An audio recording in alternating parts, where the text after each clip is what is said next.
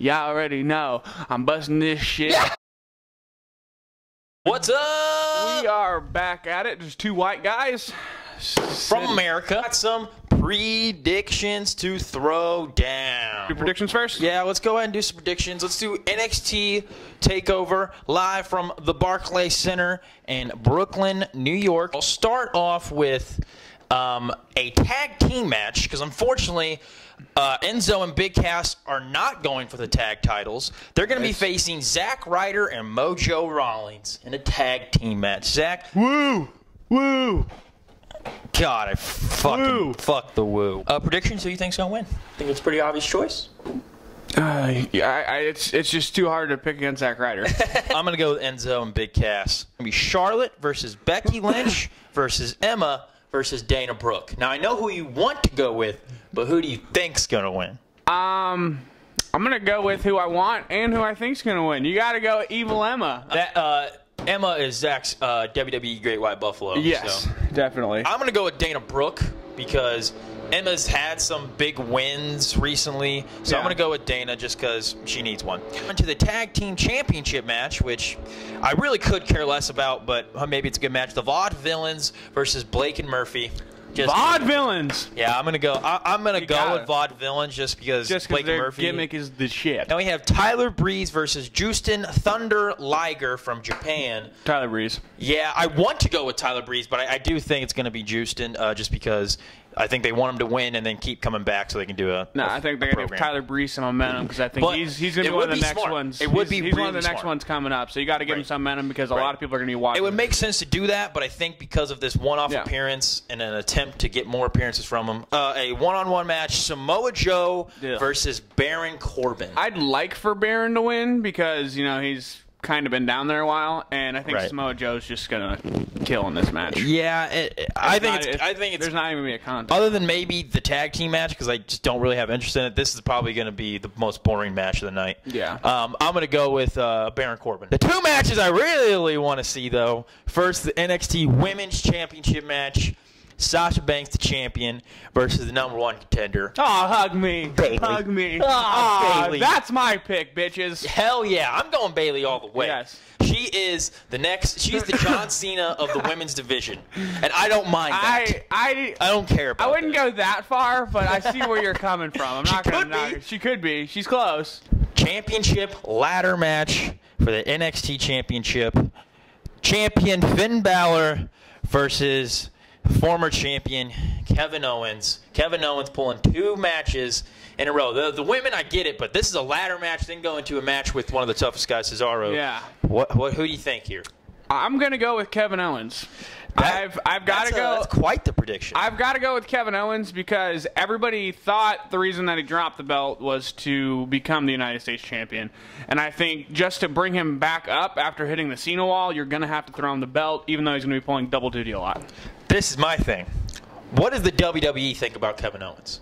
I mean, what do they have? What is their honest opinion? What's Vince's opinion? What's Kevin Dunn's opinion? Vince is swearing off burritos because if you have him win the belt, I feel like then it's going to bring him back into prominence on the main roster. I'm going to go with Finn Balor just by who I think might win, but I do think Kevin Owens has a really solid chance. Yeah, I really seriously do. And let's get into what I guess we're here for. SummerSlam Mania spit-swapping triple-double match. Seriously, though, on an all-honest opinion, I would actually be really excited if this was not 4 hours. Coming from making it 4 hours because this is their second biggest one of the year. Right. I'll start with Dolph Ziggler versus Rusev. If they wanted to make this a good story, they would have made it a match for Lana. I'm going to go Rusev. You're going to go Rusev? I think he's going to get it on another big win streak. This is the thing. If it was, they didn't do the whole breakup thing. It was just if it was still Rusev and Lana versus Dolph and nobody else, then I would definitely say Rusev. But with Lana and Dolph's corner, I definitely think Dolph's going to win. Right. Another match I really kind of don't care for. I wish I did care for. Yeah, John Cena's win. Oh, no, hold on. Fatal 4-Way WWE Tag Team Championship match.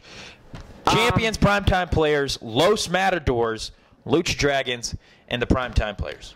I want New Day to win. I mean, the New Day. Sorry, the New Day. But I think the Lucha Dragons. I think the Lucha Dragons are going to win? Yeah, it has to change hands. And if it's not going to be New Day, I think it's going to be Lucha Dragons. Because they have to kind of mix up the tag team division because it's pretty shitty right now. It's not great. The best thing about it is the New Day. But you assume so. All right. Yeah, give them back the tag belts, right? You assume, but that's not the way it works. Exactly. And that's why I think they're still going to have the primetime players retained. In my personal opinion, the most underwhelming match of the night. Bray Wyatt and Luke Harper versus Dean Ambrose and Roman Reigns. See, I think this is better than the Intercontinental match. Okay, that's fair. I would switch them. Because if you think about it, 2 years ago, this would have been a hot-ass match. Everybody would have loved to see this match. But we got it at Elimination Chamber in 2014 with the Wyatt family versus the Shield. Again, which it was awesome, right? It was awesome. So this has the opportunity to be good. Why isn't this awesome? I mean, I still think it's going to be better than the Intercontinental match, but I'm going to go DQ. I don't really even give a shit who wins. I mean, I literally have zero interest in this. Like, I'm going to go DQ, though. I'm going to go with Wyatt and Harper. So I guess then we'll go to the Triple Threat Intercontinental Championship match. I am more excited for this than any of those other 3 matches I've announced, though. Ryback, Big Show, Miz. I'd be more excited if Big Show wasn't in it because we know he's not winning. But who would you put in there without the Big Show? King Barrett. I mean, somebody better than Big Show. If we made like a top 40 of wrestlers, there's no way Big Show's coming in. He's on my top 40. Well, I know he is. In WWE. But like currently? Currently, yeah. Yeah, he's in the top 40, but he's not breaking number 29. The elements are there for it to be actually a good match. The story has been awful because Ryback's been injured, and the Miz is doing well, but the Big Show obviously is not doing well. Yeah, exactly. He can't do anything. But I think Big Show can still go in the ring. I think I do have Ryback winning. I think they're going to make him look good, and I think the Miz is going to play a nice little piece. See, I think I have the Miz winning. Yeah, the Miz winning. That's fair. He's on tough enough. Yes. And Ryback just got hurt. I mean, Ryback just got hurt. You can't really trust. There's reasons for him to win. You can't really trust somebody who gets hurt, and you're not going to fucking give it to the Big Show. Don't tell me you're going to give it to the Big Show. Do we have 4 left? 5 left? 4, right? 4. Yes. 4 good ones. 4. No, 5. 5 matches. 5 good ones. 5 matches left. 6. Sorry, 6 matches left. Fucking 4 hours. I told you this is 4 hours. This is a long pay-per-view. Randy Orton versus Sheamus. I'm only interested in this just for a little bit of a reason. They could have done better storyline-wise, and they should have made it. This is almost a forgettable build-up. They should have made this for the briefcase. Yes, thank you. I mean, I was literally just about to say that. Even if you have Sheamus retain and he keeps the briefcase, at least it's up the stakes. Something. It's up the stakes. You know, make the match more important. The only little bit of good I can get out of this is that this is just going to be like a sort of like teaser to if Sheamus does cash in later on the night. Kind of like how Seth did at Mania. You lost to Orton early in the night. You realize you thought, completely done. Yeah, there's no fucking way he's cashing in. And he did. So I think they could make a spin off of that and do it. I don't think they will. Yeah. But they could if they did, and it would be good. Yeah, I have Randy Orton winning. I still have Orton winning. Yeah, I have Orton winning. I would want Sheamus to win because he has a briefcase, but I have Orton. Kevin Owens versus Cesaro, and we'll get to talk about. First off, just let me think. Who do you think's gonna win, and then we'll talk. I'm gonna have to go with Kevin Owens. I'm gonna go Cesaro. This is just how I'm perceiving it and what I've seen for. Other than the merchandising thing, he got like 5 shirts or whatever now.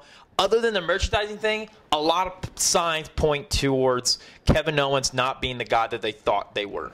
That's booking, not by his performance, because I think he is still doing well, but by his booking, I believe that they don't think he's quite the guy that they thought he was. So I think Cesaro wins at SummerSlam. If he does win at SummerSlam, that's their plan and win at SummerSlam. That's when I think Kevin Owens will win the NXT Championship at TakeOver. I'm the opposite. I feel like they still have a lot of faith in Kevin Owens. I think just him tapping out to Cena was one of the worst decisions they've made in that feud. But I think they trust him, and having him face a guy like Cesaro, who is, have you seen with the Cesaro section? He's growing in huge with popularity, the fans. for sure. So if you have him beat him, then he can move on to bigger and better things. But everyone else is pretty much in a feud right now, so you just threw him with Cesaro. And you know they're going to have a good match. Oh, yeah, definitely. That's the most important thing really with this match at all, is that it has a chance to be a good match. We'll go to the 3-team elimination tag match. We're getting Survivor Series 3 months early. Team Bella Twins, Alicia Fox versus Team Bad, Naomi, Sasha, and Tamina versus PCB.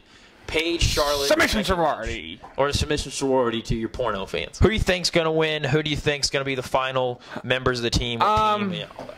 I'll go final from each team first. I'll go Sasha. I'm going to go Nikki. And then I'm going to go Charlotte. That's solid. If they did have a final three like that, that would be. And I think Nikki's going to win. I have the baby faces going over with PCB, Paige, Charlotte, and Becky. What's your final three? I think Charlotte's going to be the lone person left from PCB. And she's going to beat Nikki. Paige's time isn't over as the main star. No.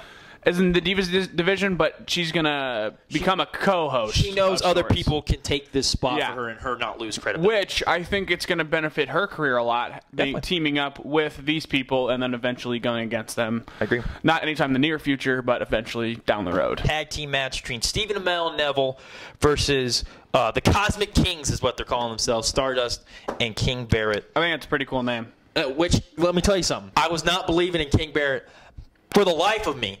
Before Monday night, and the thing they did with the Monday night, the backstage stuff, what they did at SmackDown, the few things they're doing with them coming together. If they did want to keep this team, seriously, it would work.